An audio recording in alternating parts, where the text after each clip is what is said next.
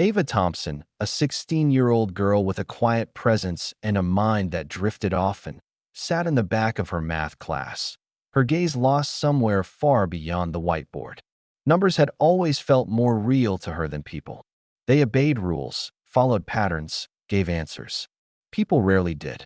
Her thoughts were interrupted when her teacher, Mrs. Crenshaw, called on her unexpectedly, snapping her back to reality.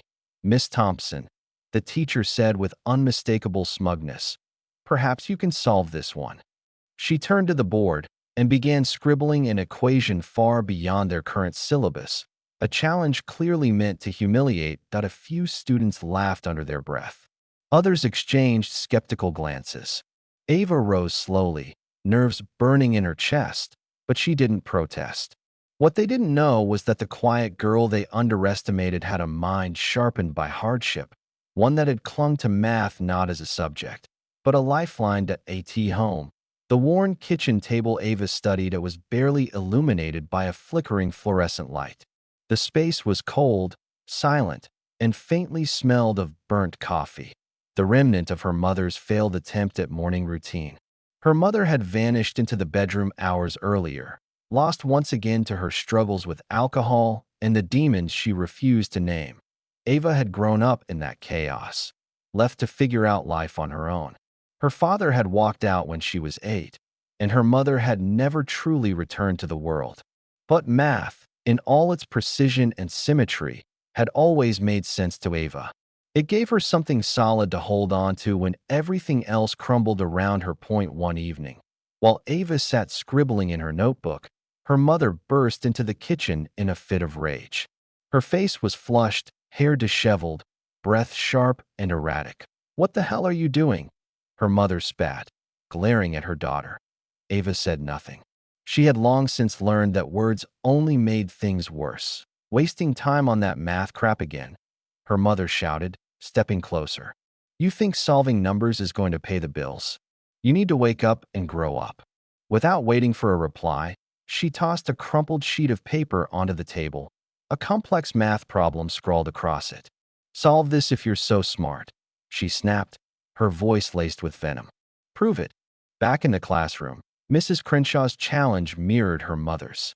Ava stood at the whiteboard, her mind assaulted by whispers, laughter, and the suffocating expectation of failure. She didn't move at first. Her hands trembled as she stared at the equation, the numbers spinning in her head. Then, she took a breath, steady and deep. She stepped forward, picked up the marker, and began writing. The classroom fell silent. Line by line, Ava broke down the equation with a calm precision that stunned her classmates into stillness. Her strokes were confident, deliberate. Every step she took forward seemed to strip away the ridicule, the judgment, and the underestimation she had lived under for years. By the time she finished, Mrs. Crenshaw's smirk had vanished, replaced by something unfamiliar, discomfort. "You solved it," the teacher said coldly, "but not in the way I expected. You missed a key component." A murmur rippled through the classroom. The spark of triumph that had ignited in Ava's chest flickered. Doubt threatened to take its place. Had she really done it wrong? Her confidence began to crack until a voice rose from the back of the room. "I think we've seen enough," said another teacher, Miss Harding, the new math instructor who had recently taken over the advanced classes. She was calm, observant, and had gained a quiet respect among the students for her measured and fair demeanor. "I wasn't finished," Mrs. Crenshaw barked. "But I am," Miss Harding replied smoothly. Ava deserves to be treated with respect, not mocked under the guise of instruction. Turning to Ava, her voice softened. "Don't let anyone tell you your work doesn't matter. I've seen how you think. You don't need to prove anything to anyone but yourself." In the days that followed, Ava found herself in Ms. Harding's classroom more often, staying after school, working through problems with a renewed sense of determination.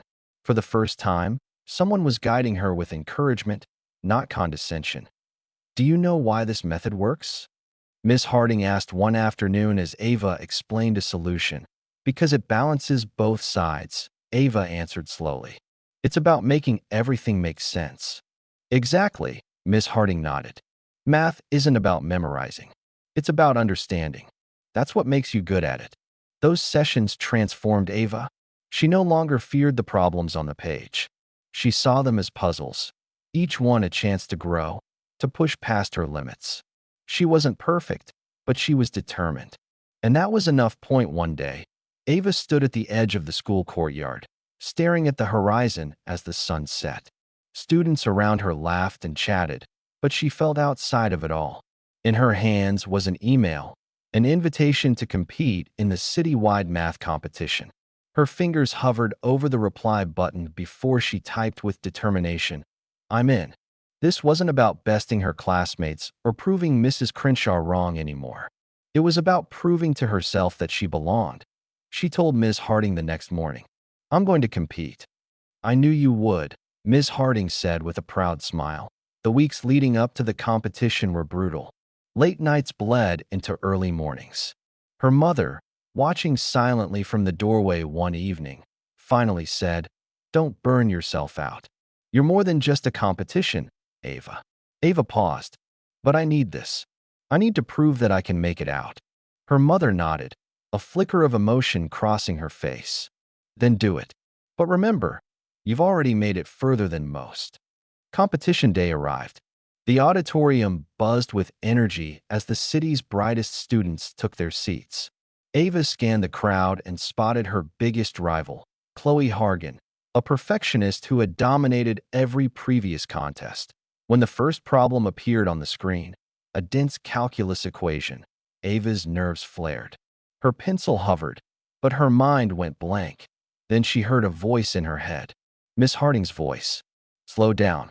Let the numbers speak." She inhaled deeply and began working. Slowly, steadily, the logic unfolded. She ignored Chloe's smug glances. With each step, Ava reclaimed her power, until the final stroke of her pencil brought the solution to life just as the buzzer rang. When the results were announced, Ava sat frozen. The winner of this year's competition with a perfect score, Ava Thompson. The auditorium erupted in applause, but Ava couldn't move.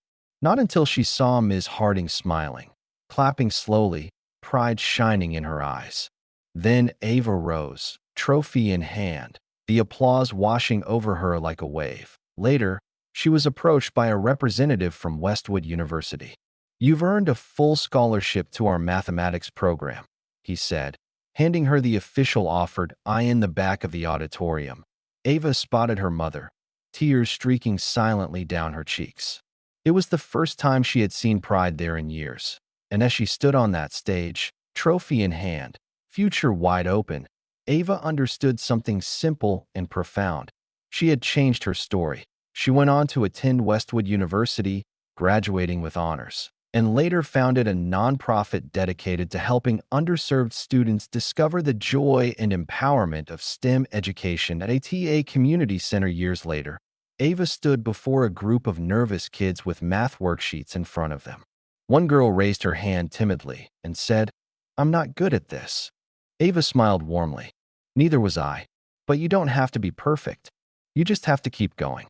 And in that moment, she passed the torch, not with equations, but with belief, the kind that once pulled her from the shadows and lit the way forward. Ava Thompson had become more than a student. She had become the mentor she had once needed, the voice reminding others that they, too, were capable. One lesson, one student, one equation at a time.